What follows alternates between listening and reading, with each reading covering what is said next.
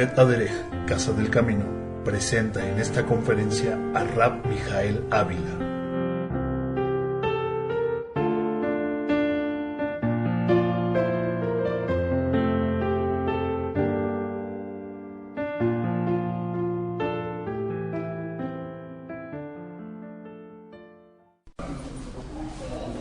En este Shabbat, 11 del mes de Ab, del año 5763, 9 de agosto del 2003, corresponde una lectura de la Perashá que se le conoce como Baet Hanan, que significaría al español como y rogué, que corresponde a la lectura del libro de Devarim, capítulo 3, verso 23, Deuteronomio, capítulo 3, 23, y dice así la Torá: y rogué a Hashem en aquel tiempo diciendo. Si observan ustedes la traducción al español en la Reina Valera, como dicen, y oré. En el hebreo entonces es y rogué a Hashem en aquel tiempo diciendo, Baet Hanan el Adonai, Baet Ahilemor. Es interesante que consideremos que se acercan próximamente ya las fiestas del Eterno. La siguiente fiesta que tendremos es la fiesta de Yom Teruah. Sería el nombre bíblico de la fiesta, a pesar de que en la tradición la fiesta se le conoce como Rosh Hashanah, que vendría a ser el significado de Rosh Hashanah, literalmente sería cabeza de año. Como hemos dicho en otras ocasiones, hay 4 cabezas de año. Esta cabeza de año que celebraremos es precisamente la que da origen al año civil, y es por eso que entraríamos al año 5764. ¿Se acuerdan ustedes? 10 días después de esta fiesta celebraríamos el día de Yom Kippur, que sería la fiesta, el día de expiación, y más adelante tendríamos la fiesta de Sukkot, que se le conoce como tabernáculos o cabañas. Así es que vamos a entrar decididamente a prepararnos para estas fiestas. Esperemos que el Eterno, como lo ha hecho otros años, nos siga bendiciendo a partir de ello, ya que en estas fiestas, curiosamente, lo que sucede es que verdaderamente, espiritualmente, nos estamos sincronizando con el Eterno. Esto es, la voluntad que ha sido expresada en su palabra y que se ha bajado a un terreno físico que vendría a ser el recordatorio de los testimonios del Eterno. A final de cuentas, lo que sucede con cada uno de nosotros es que nos sincronizamos en ese reloj espiritual para efecto de poder, todo su pueblo junto, reconocer en una misma fecha, en un mismo tiempo, las maravillas que el Eterno ha hecho con su pueblo, y que sin duda alguna detrás de todas estas fiestas siempre apuntaron a ese Mesías, nuestro amado. Y lo más importante es que detrás de cada una de estas fiestas hay grandes enseñanzas que el Eterno quiere darnos a nosotros. En esta semana nos corresponde leer, como les platicaba yo, del capítulo 3, 23 al 7, 11, y abordaremos un tema que también ya hace algún tiempo había yo querido compartir, y es relacionado con el primer y gran mandamiento. Pero se acuerdan ustedes, y lo voy a comentar más adelante, vamos a compartir en este Shabbat la palabra Shema, que más adelante explicaré. Vamos a comenzar con la enseñanza. Vamos al libro de Juan, capítulo 3, verso 1, hablando precisamente de nuestro amado Yeshua Mashiach, el rabino Yeshua HaMashiach. Es interesante ver que cuando Yeshua Mashiach comienza su ministerio, por supuesto se hizo cotidiano en él el que discutía con aquellas personas que estaban encumbradas religiosamente, aquellos contemporáneos de él, los cuales frecuentemente le preguntaban y frecuentemente disentían y frecuentemente estaban en oposición a lo que decía y lo que hacía. Hubo uno de ellos, uno de los importantes dentro de la sinagoga, llamado Nicodemo. Dice precisamente Yohanan capítulo 3 verso 1, Juan 3, 1. Había un hombre de los fariseos, ¿sí lo ven? Que él era uno de los fariseos, de los Perushim.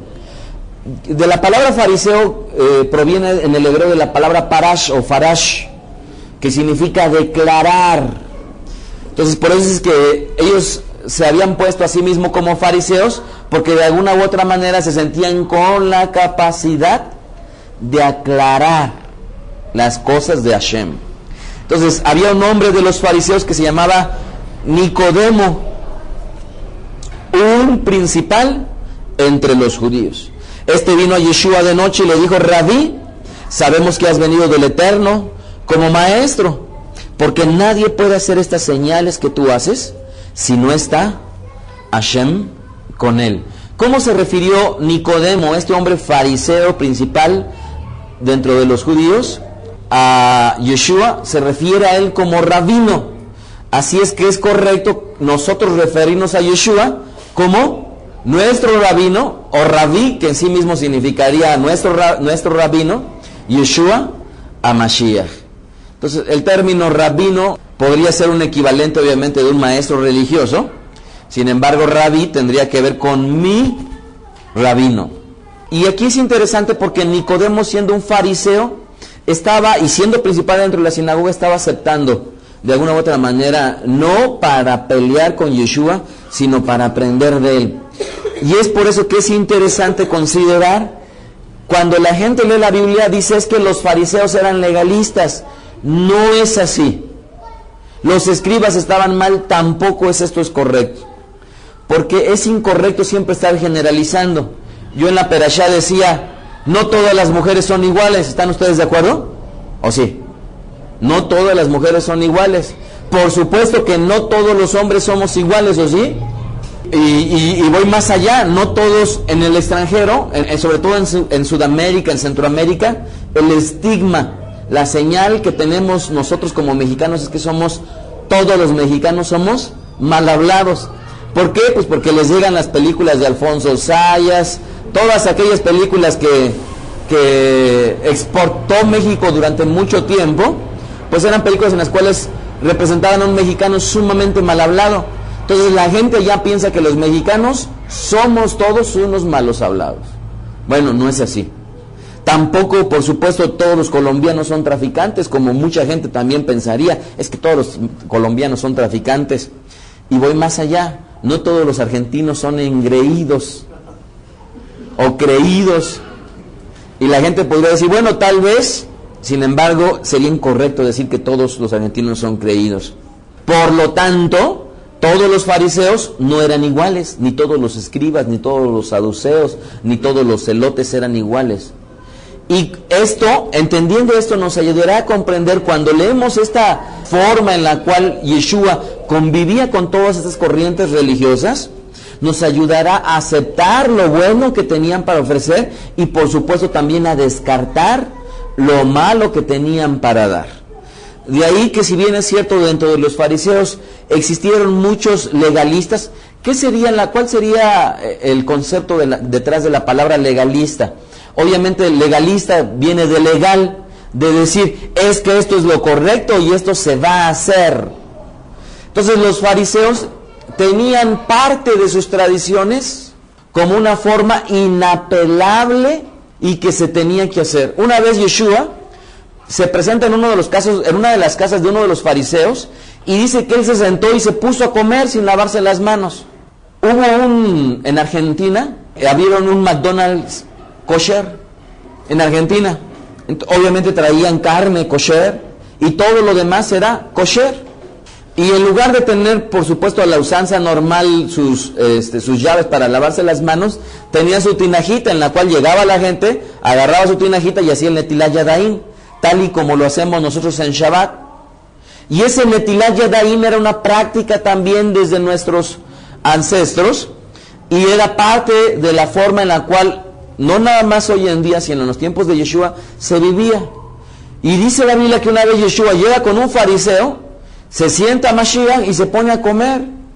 Y el otro se enoja, ¿por qué no te lavaste las manos conforme a la tradición de los ancianos?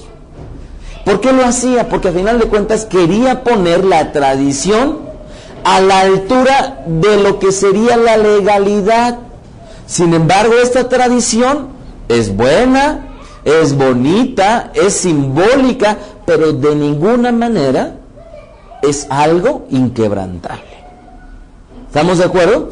Entonces, por eso es que, si bien es cierto dentro de los fariseos, gran parte de la problemática con Yeshua es que fueron muy legalistas, bueno, esta es parte de lo que vendría a ser un espíritu que hay detrás, que ha prevalecido en esos tiempos, que prevaleció con anticipación y que en nuestros días todavía se sigue presentando. En muchas congregaciones verdaderamente hay mucha gente legalista, que dicen que las cosas así tienen que ser y así tienen que ser. No tienen una explicación bíblica, sin embargo, así tiene que ser. Y bueno, yo en mi poca experiencia conozco a mucha gente legalista. Y esto no es privativo de los fariseos, por supuesto que no, sino puede ser privativo de cualquier corriente de hijos que creen a Hashem y por supuesto de cualquier otra religión. Entonces tenemos que cuidarnos mucho. Yo les recomendaría a los que no han leído que lean el estudio que se titula ¿Qué dice la Biblia respecto de las tradiciones? Para que pudiéramos entender que las tradiciones no son malas en sí mismas, porque al final de cuentas lo que crean las tradiciones es una identidad con la gente, pero es malo que todas las tradiciones las pongamos a la altura de la voluntad del Eterno. Y en esta discusión que tenía Yeshua Mashiach con sus contemporáneos, con sus coterráneos, una vez se encuentra con unos escribas. En el hebreo la palabra para escriba es plural, escribas, es soferim, el singular es sofer, un escriba es un sofer, y escribas son soferim, con M al final. Marcos capítulo 12, verso 28. Marcos capítulo 12, verso 28. Y dice la escritura, acercándose uno de los soferim, uno de los escribas, que los había oído disputar, y sabía que les había respondido bien, le preguntó, ¿cuál es el primer mandamiento de todos? Es interesante que todos aquellos contemporáneos, de alguna u otra manera encumbrados líderes religiosos, se detenían un momento para preguntarle a Yeshua Mashiach. Hoy en día la creencia es que Yeshua, desde la óptica ortodoxa, era un personaje gris, era un personaje sin la menor importancia. Pero esto de ninguna manera fue así, porque todos los principales líderes religiosos llegaban con él y le preguntaban, no nada más para saber su opinión, sino también para hacerle caer. ¿Recuerdan ustedes ese pasaje cuando llegan con la moneda y le dicen, oye, rabino, ¿es válido darle los impuestos al César? Y toma la moneda sabiamente y le dice, ¿de quién es esta imagen? ¿Se acuerdan? Dad al César lo que es del César y dad a Hashem lo que le pertenezca a Hashem. Entonces aquí los escribas le están preguntando cuál es el primer mandamiento de todos. Ahora, hermanos, tenemos que ponernos de acuerdo. ¿Es importante los mandamientos del Eterno todos? Sí. Sin embargo, hay un primer mandamiento, punto. Y si bien es cierto, es importante hacer el segundo, el tercero, el cuarto, el quinto, el sexto, y hasta llegar al 613 mandamiento, pero a final de cuentas, si hay algo que tenemos que prestarle interés es a uno, y es al primero. ¿Sí estamos de acuerdo? O sea, esto es, si dentro de nosotros verdaderamente queremos hacer la voluntad del Eterno, tenemos que verdaderamente prestar atención al primero, porque muchas veces estamos prestando atención a los demás mandamientos que, si bien es cierto, son buenos, pero el primero es el primero. ¿Estamos de acuerdo? Entonces, ¿cuál es el primer mandamiento? Versículo 29, Yeshua le respondió, el primer mandamiento de todos es Shema Israel, Adonai Elohenu, Adonai Echad. Oye Israel, el Eterno nuestro Dios, el Eterno, uno es. Y continúa diciendo, y amarás al Señor tu Dios con todo tu corazón y con toda tu alma y con toda tu mente y con todas tus fuerzas. Este es el principal mandamiento. Este es el principal mandamiento.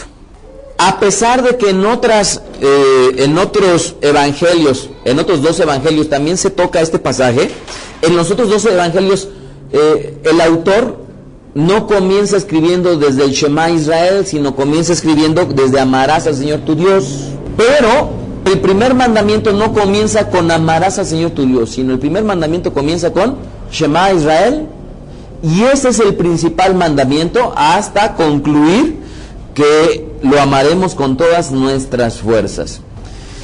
Ahora bien, ¿se acuerdan ustedes cuando comenzamos aquí la reunión? Pues comenzamos con Shema, que es un canto que también los niños antes de irse a dormir lo entonan, que todo Yehudi antes de morir, por supuesto si se lo permiten, lo entona, lo canta, y ha sido uno de los cánticos que han sido identificativos de nuestro pueblo.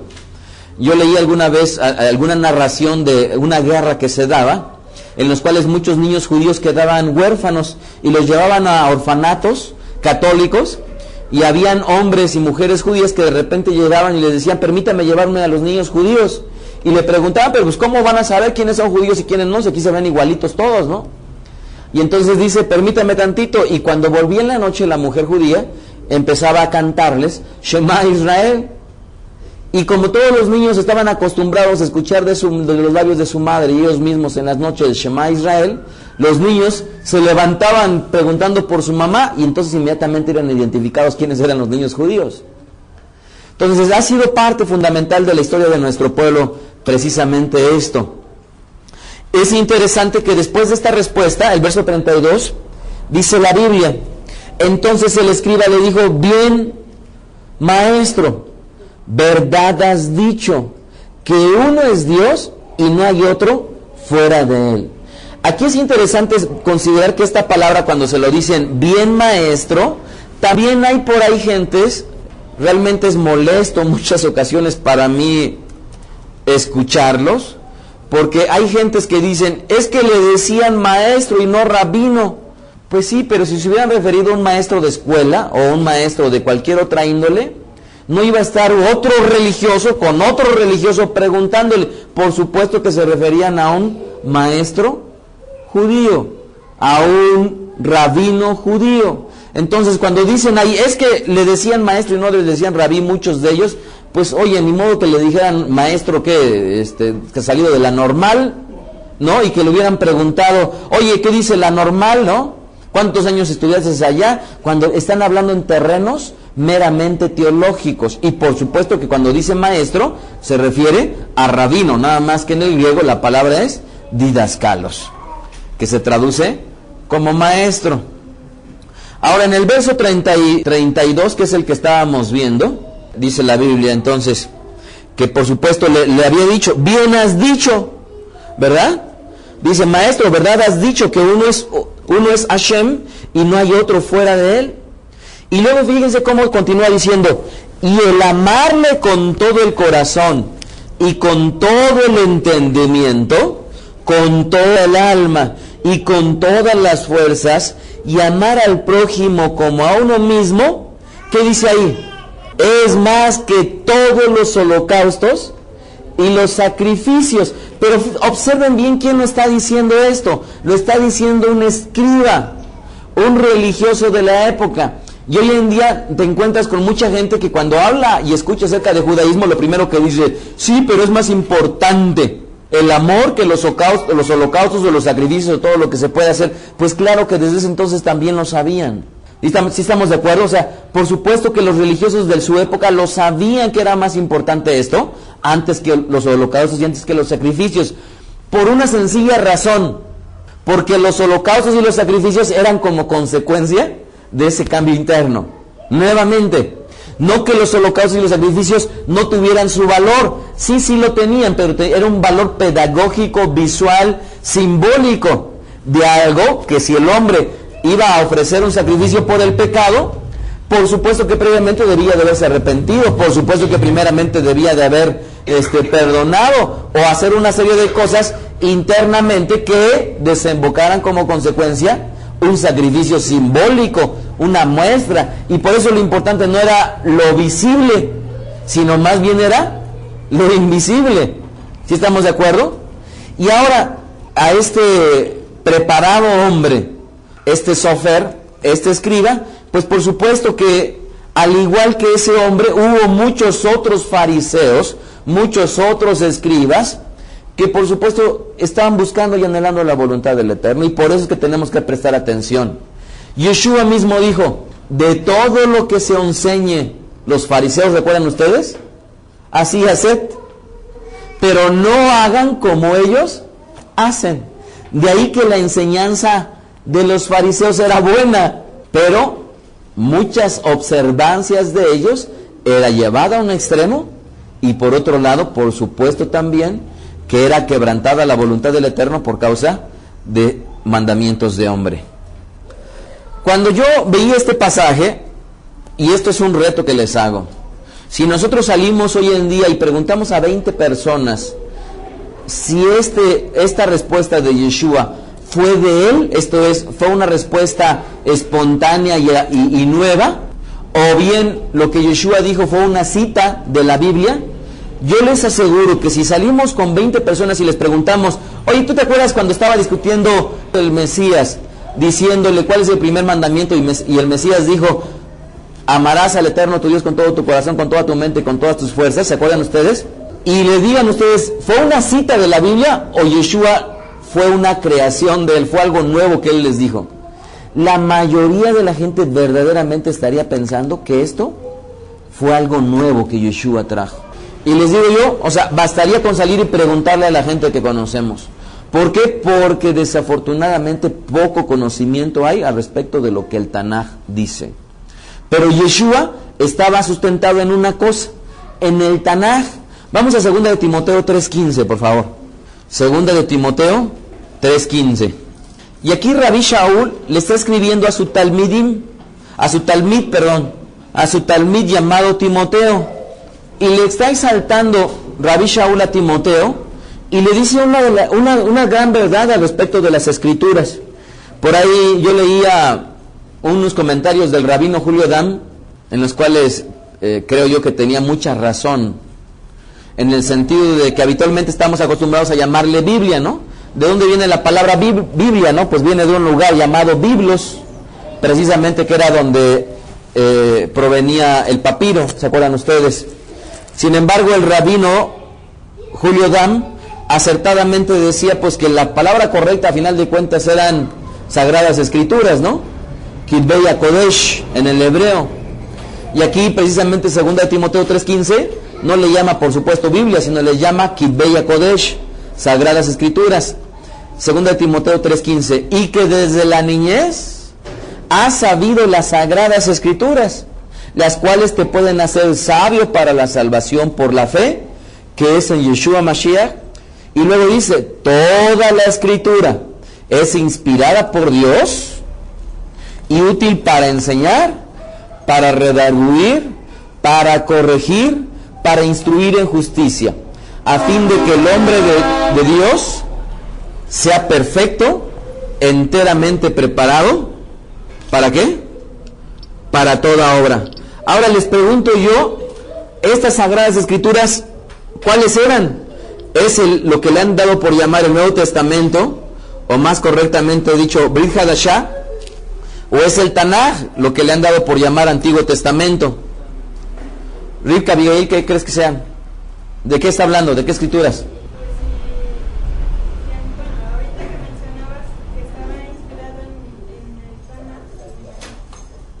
¿Qué es cuál? ¿El Tanaj? Empieza a voltear y empiezan a bajar las miradas. ¿Tú cuál crees que es, Melitza? ¿De qué escrituras estaban hablando? ¿Del Tanaj o del Brit Hadashah? ¿O de todas? Del Tanaj. ¿Por qué?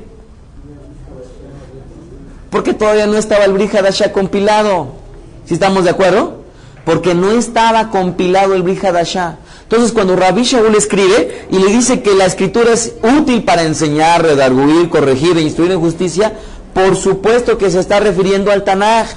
Ahora, la gente que dice es que el Tanaj ya no es para nuestros días porque hoy estamos bajo la gracia, pues vamos arrancando las hojitas que nos enseñan para enseñar, para redarguir, para instruir y para corregir. ¿Sí estamos de acuerdo? Porque la Biblia, sobre todo el Tanaj, es el que da las bases precisamente para efecto de poder hacer que el hombre enteramente pueda ser preparado para toda buena obra. Yo recuerdo y le estaba comentando con Yohanan hace poco tiempo y le decía yo, que veía yo a un pastor que me impactaba, porque antes de que comenzaba su enseñanza, se paraba de frente y decía preguntas. Y pues la gente le preguntaba de lo que fuera, ¿no? Y ahora me da risa, y me da risa por una sencilla razón, porque en realidad es algo que todos nosotros podemos hacer, pero no se hace porque hace falta una base fundamental. ¿Cuál es esa base fundamental? El Tanaj. Punto. ¿Sí estamos de acuerdo? Y hoy en día cuando me paro y me preguntan, les platicaba yo que la vez pasada me pasé de las 3 de la tarde hasta las 10 de la noche, pregunta tras pregunta, Baruch Hashem, pues de final de cuentas, si tenemos la capacidad para hacerlo, no es por nuestra bonita cara ni por nuestra mucha inteligencia, sino es porque Baruch Hashem hemos retomado nuestra herencia. ¿Cuál es nuestra herencia? El Tanaj. ¿Sí estamos de acuerdo? Y que a lo largo de todo el ciclo, ¿cuántas cosas no aprendemos en las Perashot? ¿Cuántas cosas no aprendemos? Muchísimas, y al final de cuentas esa es la base. Yo le decía la vez pasada, cuando compartimos acerca de los votos, miren, nada más es cuestión de memorizarse el capítulo. Y cuando les digan ustedes, a ver, hablen un poquito acerca del matrimonio, hablar acerca de ese capítulo. Porque ese capítulo ejemplifica precisamente el matrimonio en toda su magnitud. ¿Sí? Así como si le dijeran, háblame acerca de la emuná, ¿qué capítulo escogeríamos? Bueno, escogeríamos, ¿saben cuál capítulo escogeríamos o no? ¿Cuál capítulo escogeríamos para hablar de la emuná? Hebreos capítulo 11, ¿no? ¿Cuál es el capítulo de los votos? A ver, ¿cuál es? ¿No? Vamos a decir que frío. ¿Cuál es el capítulo acerca de los votos? A ver. Exactamente, ¿verdad? Números 30, ¿se acuerdan? Mire, bastaría con memorizarse eso para efecto de poder compartir a otros acerca del matrimonio. Y si le dijeran, a ver ahora, Yeshua, te quiero invitar a mi grupo de estudio, ven a compartirnos un poco acerca del matrimonio. Miren, si nos aprendemos ese capítulo de ahí, hay que ponerle todas las referencias que habla precisamente Rabbi Shaul, o inclusive el mismo Kefá, al respecto del matrimonio, y sobre ese capítulo nos vamos a ir. ¿Estamos de acuerdo? Pero eso nos da precisamente la base para poder ayudar y nosotros mismos aprender y enseñar. Que seamos redarguidos, que corrijamos o que nos corrijan, y que por supuesto seamos instruidos en justicia. Pero estamos hablando de una base, ¿eh? O sea, estamos hablando de una base. ¿Cuál es la base? El Tanaj. ¿Por qué le llamamos Tanaj? Porque al final de cuentas fue la forma en como Yeshua Mashiach se le conocía, que es la contracción de la palabra Torah, la palabra Nebim y la palabra Ketubim, que vendrían a ser las 3 partes correspondientes a lo que se le conoce como Antiguo Testamento. Lo que vendría a ser la Torah, la ley o la instrucción, los Nebim, los profetas, y los Ketubim, los escritos, o lo que le han dado por llamar una palabra rimbombante, agiógrafos.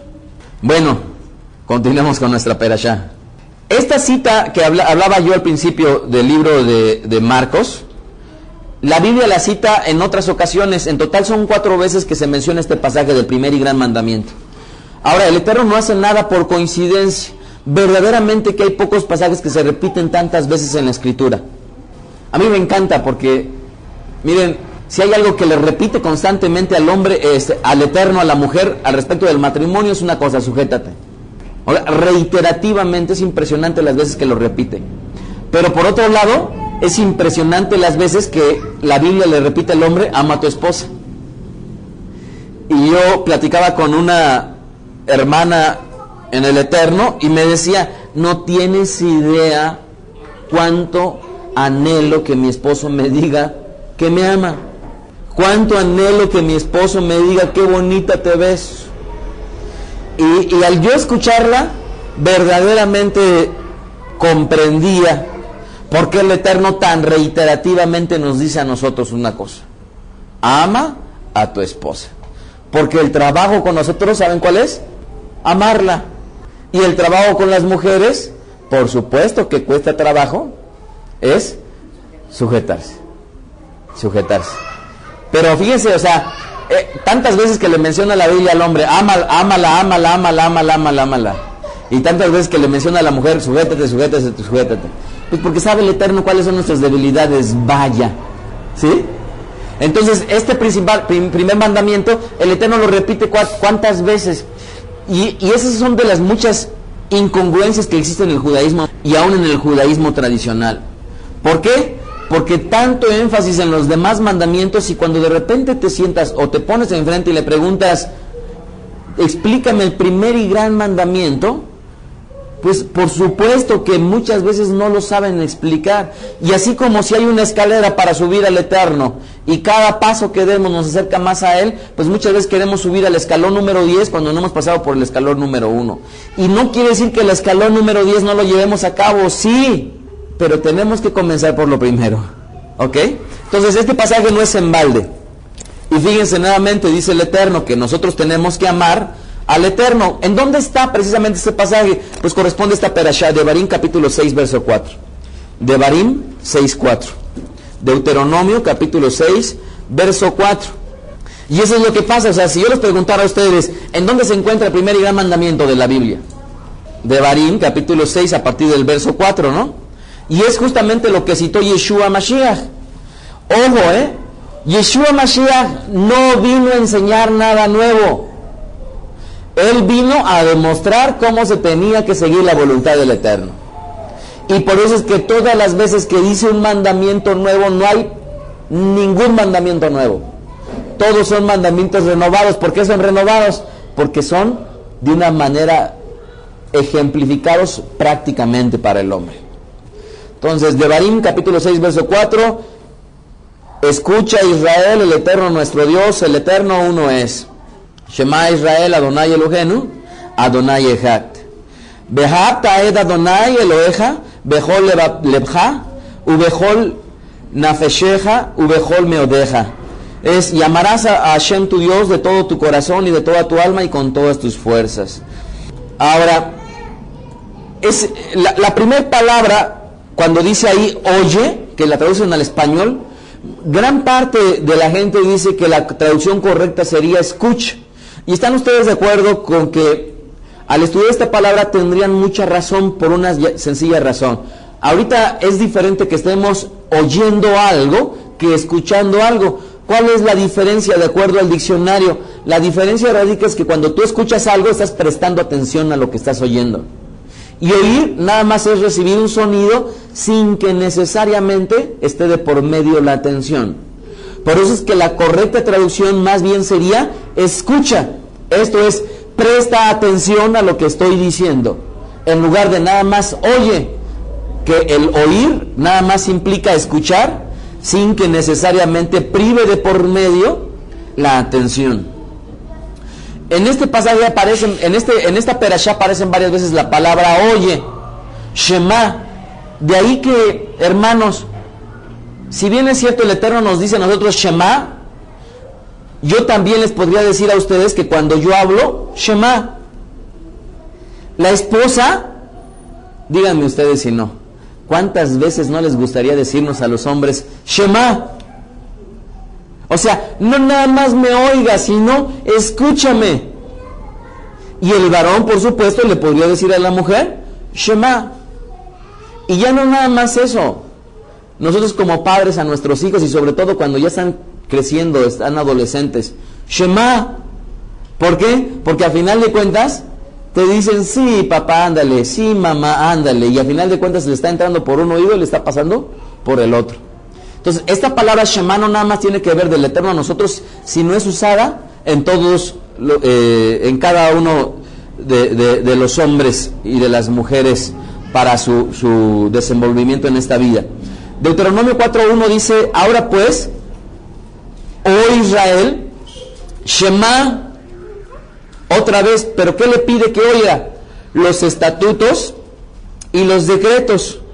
Dice ahí, que yo os enseño para que los ejecutéis y viváis. Deuteronomio 5.1, por favor. Dice ahí, llamó Moshe a todo Israel y le dijo, Shema Israel, los estatutos y decretos. Esto quiere decir los Hukim y los Mishpatim. Entonces, esta palabra Shema se utiliza en muchas veces en la Biblia. En especial la palabra Shema, tal y como aparece en Devarim, solamente aparece aproximadamente 133 veces. Pero esta palabra Shema, a pesar de ser compuesta por las mismas tres letras, también, por ejemplo, podría ser el adjetivo Shama, que proviene de la misma palabra Shema, que tiene también que ver con escuchar. En conjunto la palabra Shema y todos sus derivados, Shama y Shema, aparecen por ahí de 1185 veces. Así es que si quieren estudiar la palabra Shama o Shema, hay que estudiarla 1185 veces. Remitámonos ahorita a las 133 veces de la palabra Shema tal y como aparece Shema. Entonces, ¿cuál es la diferencia entre oír y escuchar? Oír nada más es percibir los sonidos por medio del sentido del oído, pero escuchar es prestar atención a lo que se oye. Ahora bien, hay unas sencillas reglas detrás del Shema. O sea, para que se dé el Shema hay 3 sencillas reglas. La primera de ellas es, para que se dé el Shema alguien tiene que hablar. ¿Están ustedes de acuerdo o no? Por supuesto, tiene que haber alguien que emita su palabra o su voluntad. Entonces, Proverbios 19:20 dice la Biblia: Shema el consejo y recibe la corrección para que seas sabio en tu vejez. Esto es, para que una persona Shema, en este caso, tendría que escuchar, pero el consejo. Y el consejo a su vez proviene precisamente de un hombre, de una mujer, del papá o de la mamá o del mismo Eterno. Entonces, primera regla para que se dé el Shema es que para que se dé el Shema alguien tiene que hablar. Parece esto tal vez parece muy absurdo o muy, ¿cómo podríamos decirle? O sea, que ya de suyo se debería de entender, pues tal vez, pero a final de cuentas tenemos que aclarar que para que se dé el Shema, el pueblo de Israel, cuando escucharon Shema Israel, el Eterno tuvo que decir: el Eterno nuestro Dios, el Eterno uno es. Esa frase, el pueblo de Israel primero la debió de haber escuchado de un emisor. Segunda regla, para que se dé el Shema, alguien debe de escuchar.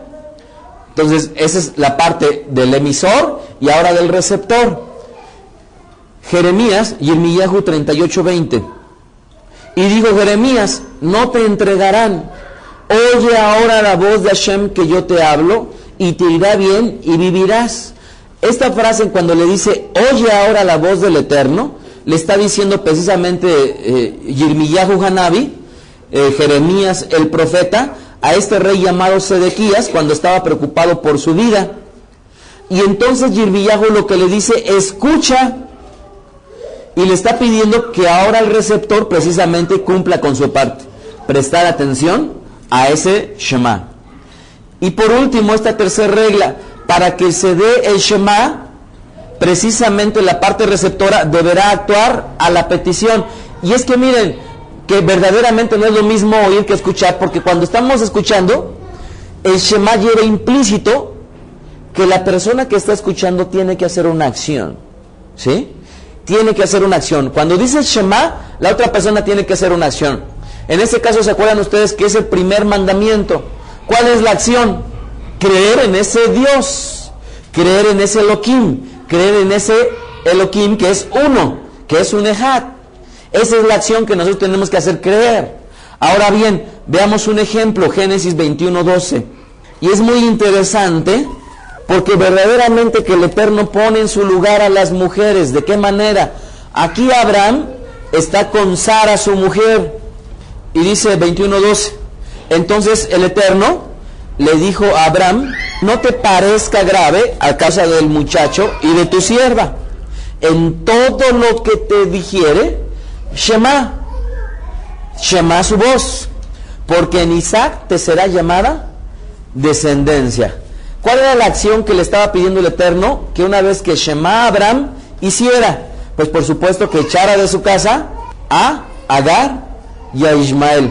Un acto aparentemente cruel, pero el Eterno estaría protegiéndolos y cuidándolos. Miren, si hay algo que nosotros tenemos que aprender como varones es escuchar a nuestras esposas, y ¿saben sobre todo en qué? En cuestión de dinero.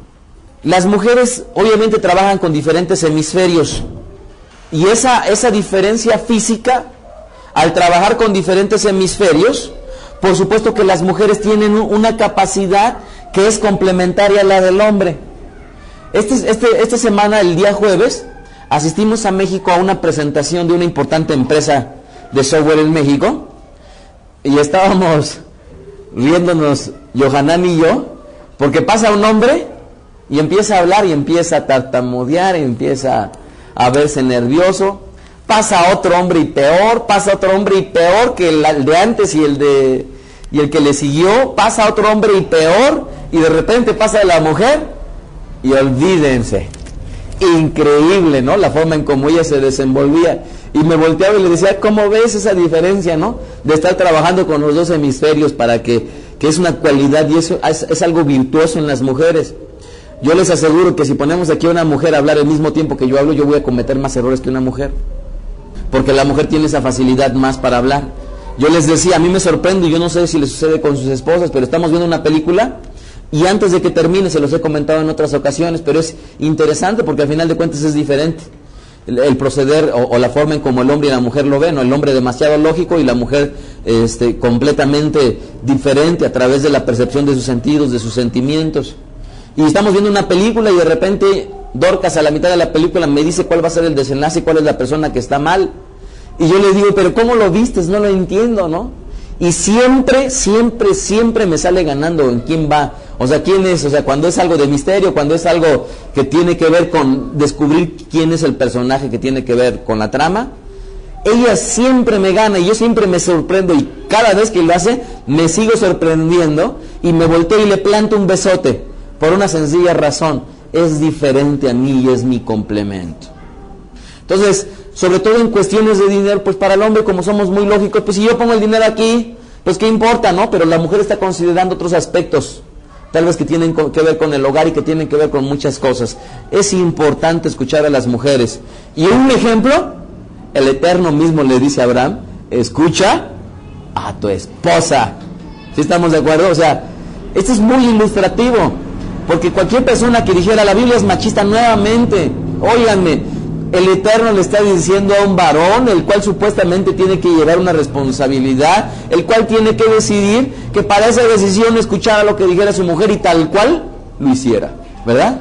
Así es que tenemos que aprender a escuchar a nuestras esposas y verdaderamente nos ahorrarán muchos problemas y muchas malas decisiones que tomamos, porque definitivamente son nuestro complemento, o como lo dice la Biblia. ¿Se acuerdan ustedes que lo traducen como tu ayuda idónea? Que correctamente no es ayuda idónea, sino es tu ayuda, o mejor dicho, contraria, ¿verdad? ¿Por qué? Porque está opuesta, está de frente de mí.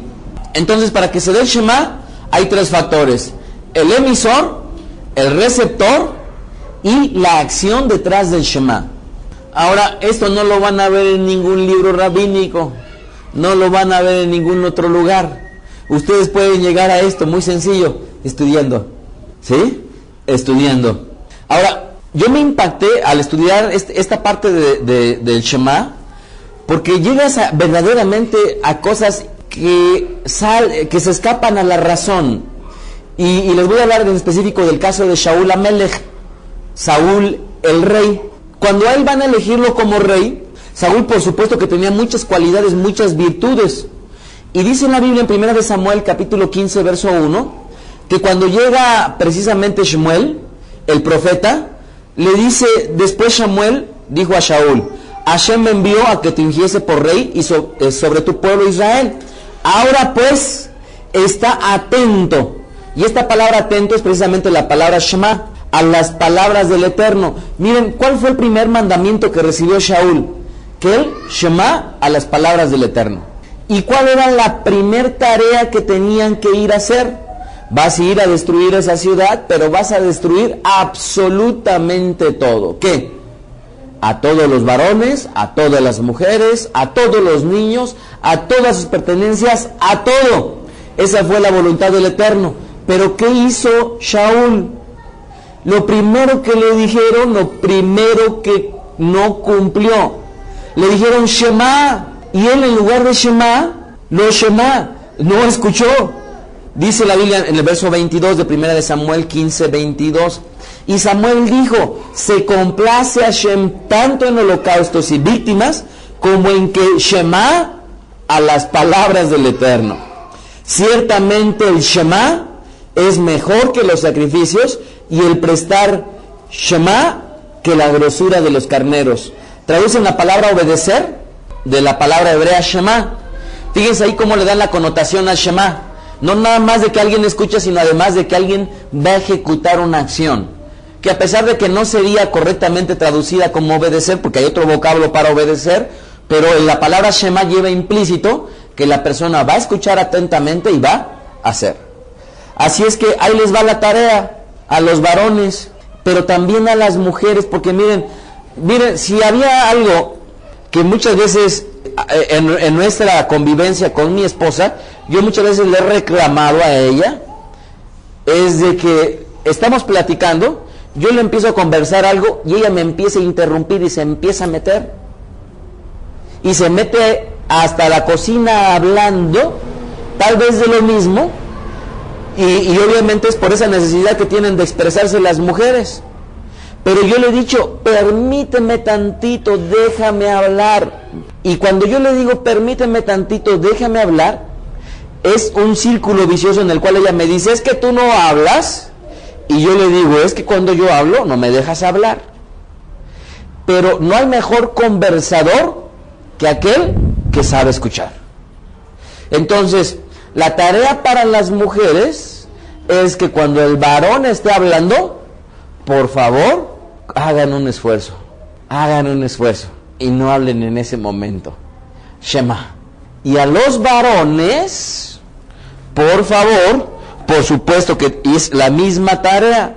Cuando las mujeres hablen, Shema. ¿Sí estamos de acuerdo? El varón, el problema no es que interrumpa lo que dice la mujer, principalmente el problema del varón es que no escucha, sino nada más oímos. El problema con la mujer tal vez no es tanto un problema de que no escuche, sino que cuando está escuchando le encanta dar su opinión. Y no es que esté mal, el detalle está en que yo he observado en mi propia experiencia, y yo muchas veces me decía, ¿por qué con mi mamá puedo conversar tan bien? Y se lo decía yo a mi esposa. Y entonces yo analizando las circunstancias, yo decía, cuando yo estoy platicando con mi mamá se sienta, se escucha, me voltea a ver y está atenta a lo que yo estoy diciendo. Pero muchas veces con mi esposa no se da lo mismo.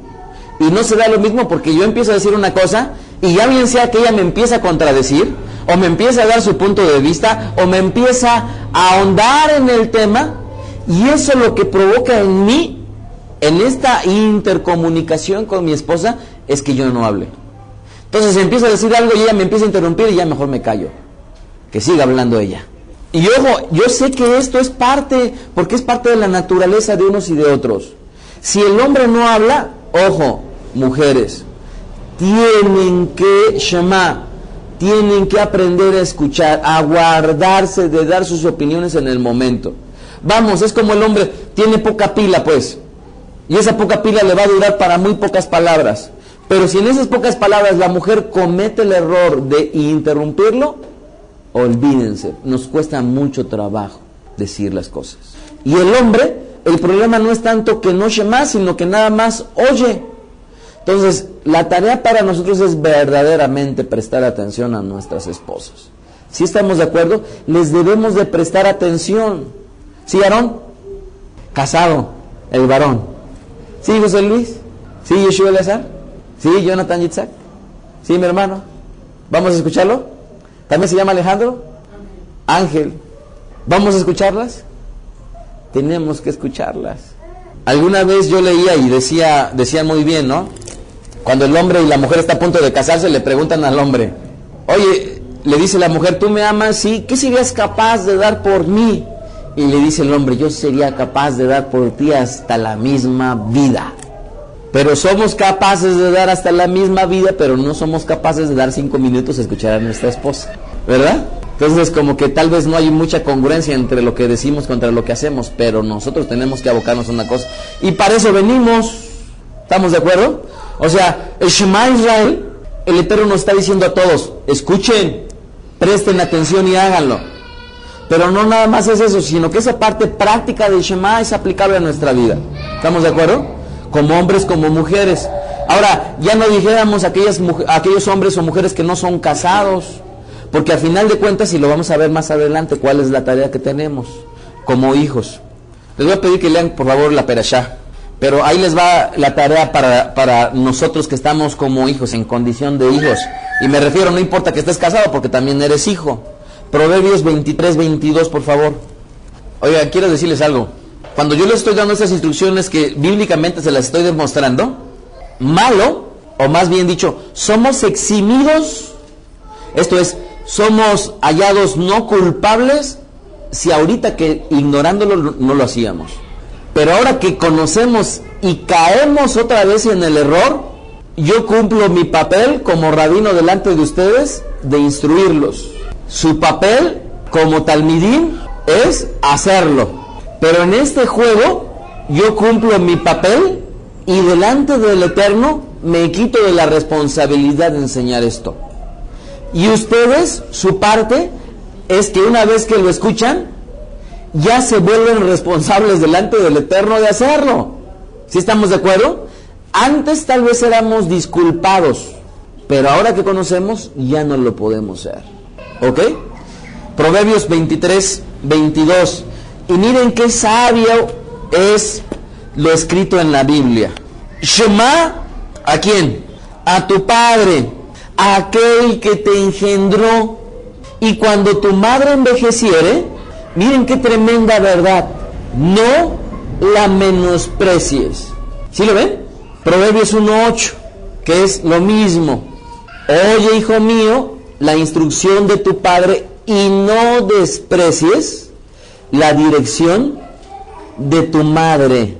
Miren, esta es una tremenda verdad que el Eterno nos pone, porque nos da un justificante de por qué debemos de escuchar a nuestro Padre. Por una sencilla razón, dice el Eterno, porque Él te engendró. Y a lo que está apelando Hashem es que tenemos que escuchar a nuestro Padre. Ojo, no estamos hablando de nuestros padres, estamos hablando de nuestro Padre. ¿Se acuerdan ustedes, hay por ahí una anécdota? Que cuando el hijo está pequeño, su papá, ay papá, tú todo lo sabes, ¿se acuerdan? El niño empieza a crecer, se hace un adolescente y empieza a decir, ay, mi papá a veces se equivoca, ¿no? Empieza a crecer un poco más y dice, no, mi papá no sabe nada, ¿verdad? Y cuando otra vez llega a adulto, se da cuenta de las muchas verdades que su padre le decía y ahora le dice, ¿cómo sabe mi papá? ¿Se acuerdan ustedes? Entonces, el Eterno es muy sabio y dice que tenemos que escuchar a nuestros padres por una sencilla razón. ¿Cuál es la sencilla razón? Porque Él nos engendró. ¿Y qué quiere decir esto? En realidad lo que está apelando el Eterno detrás de ello es que el Eterno apela al engendrado, porque dice, como Él te engendró, por supuesto que no va a estar anhelando ni deseando mal para ti. ¿Sí estamos de acuerdo? Entonces nosotros como hijos tenemos la obligación de Shema a nuestro Padre. ¿Sí estamos de acuerdo? De escucharlo. Pero aquí está la contrapartida. Y es algo que sobre todo en la cultura mexicana se da muchísimo. Dice, cuando tu madre envejeciere, no la menosprecies. Y es algo que lastimosamente en México se da muchísimo. Los hijos se apoyan mucho en la madre durante todo su desenvolvimiento. ¿Por qué? Pues porque están alejados del padre. Pero cuando la madre empieza a hacerse grande, ya empiezan a menospreciarla. Y es un error que es frecuente en el cual caemos. ¿Sí estamos de acuerdo? Entonces tenemos que tener mucho cuidado. Dice la Biblia, no menosprecies cuando envejeciere tu mamá, no la menosprecies. Y luego en Proverbios dice, no desprecies la dirección de tu madre. ¿Por qué lo dice? Porque nuevamente son dos de los más grandes errores que cometemos como hijos. No escuchar a nuestro padre y menospreciar a nuestra madre. El Eterno es sabio y por eso es que lo da. Y ya por último, vamos a leer Efesios capítulo 6, verso 1 para llevárnoslos y meditarlo.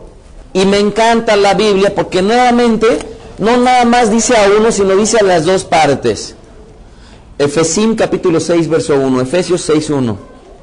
Y dice la Biblia, hijos, obedecer en el Señor a vuestros padres, porque esto es justo. ¿Qué significa justo? Es la justicia pura. Alguna vez yo comentaba con mi esposa y yo le decía, mira, es increíble cómo la gente critica la frase bíblica ojo por ojo y diente por diente. ¿Están ustedes de acuerdo? O sea, es criticadísima, pero es el epítome de la justicia, es lo más álgido de la justicia, es lo justo de lo justo. Pongan un poco de atención a esto. Es verdaderamente lo justo de lo justo. Ojo por ojo y diente por diente. ¿Hay mayor justicia? No. Esa verdaderamente es la máxima justicia. Así es que la gente la toma mal por un malentendido del contexto a lo que se está hablando. Pero si hay una cosa justa es, tú me debes 5 pesos, me vas a pagar 5 pesos. Yo te pego a tu coche, yo te lo reparo. ¿Sí estamos de acuerdo? Tú me compras una casa, yo te compro otra. No, ¿verdad? Pero al final de cuentas es lo justo de lo justo. Entonces dice la Biblia que el obedecer los hijos a los padres, ojo, esta enseñanza no es para, o sea, esto obedecer, por supuesto que está hablando cuando los hijos están bajo la tutela de los padres, ¿eh? Dice, hijos, obedeced en el Señor a vuestros padres porque esto es justo. Ahora, ¿quieren ustedes ser justos delante del Eterno? Como hijos solteros, la justicia verdadera es obedecer a los padres. Versículo 2. Honra a tu padre y a tu madre, que es el primer mandamiento con promesa, para que te vaya bien y seas de larga vida sobre la tierra. Baruch Hashem, esa es la promesa. Verso 4. Y vosotros, padres, no provoquéis a ira a vuestros hijos, sino criadlos.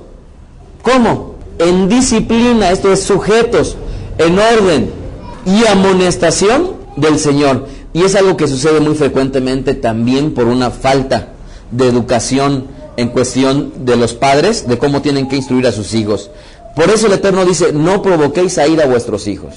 ¿Por qué no provoquéis a ira? Porque es bien frecuente que los padres cometan el error de no hacer una corrección, sino más bien una agresión a los hijos.